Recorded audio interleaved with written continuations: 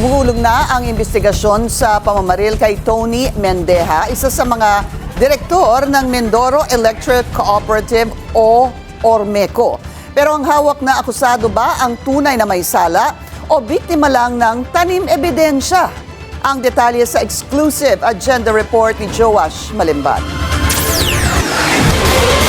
February 13, 2026, nang barilin sa Pinamalayan Oriental, Mindoro ang 64-year-old na si Tony Mendeja, isa sa mga direktor ng Mindoro Electric Cooperative o Ormeco. Binaril si Mendeja ng isang individual na sakay ng motor habang nakahinto ang sasakyan nito sa tabi ng kalsada.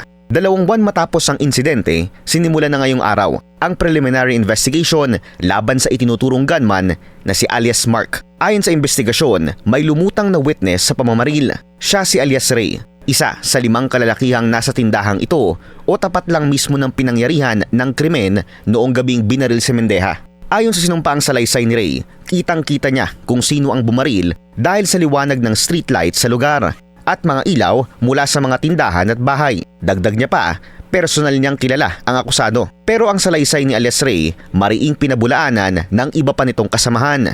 3 additional affidavits ang eksklusibong nakuha ng Billionaire News Channel. Ayon sa sinumpaang salaysay ng iba pang witness, imposible raw na nakita ni alias Ray ang krimen dahil sa mga sumusunod na dahilan. Una, nakataliko daw siya noong nangyari ang pamamaril. Ikalawa, hindi raw totoong maliwanag ang lugar, kaya kahit daw ang mga witness na mismong nakaharap sa kalsada, hindi rin malinaw na nakita kung sino ang gunman. Dagdag pa ng isa sa mga witness, nagkwento raw si alias Ray sa kanya 2 araw matapos ang insidente. Tetestigo na raw ito at mayroon ng ituturong suspect. Tinuruan na rin daw siya ng mga pulis kung ano ang sasabihin sa kanyang salaysay. Pero bumalik daw ito kinabukasan at sinabing iba na ang ituturong suspect dahil napag-alaman daw na seaman ng unang dapat na isusuplong at wala sa lugar ng mangyari ang krimen. Dagdag pa dito, inamin daw ni alias Ray na binigyan na siya ng mga pulis ng 4,000 pisong pabuya. Nakausap namin si alias Mark ilang araw bago siya sumailalim sa preliminary investigation. Aniya, personal niyang kilala si Mendeja bilang kanyang dating boss noong nagtatrabaho pa siya sa Ormeco. At wala raw siyang motibo para gumawa ng masama laban dito. Nakakausap ko po yan as ng mga meeting ng mga empleyado nung ako'y naroon pa sa Ormeco. Kilala ko po yung tao na yan. Yung pinapakabait at kami po ay magkakasama sa trabaho niyan.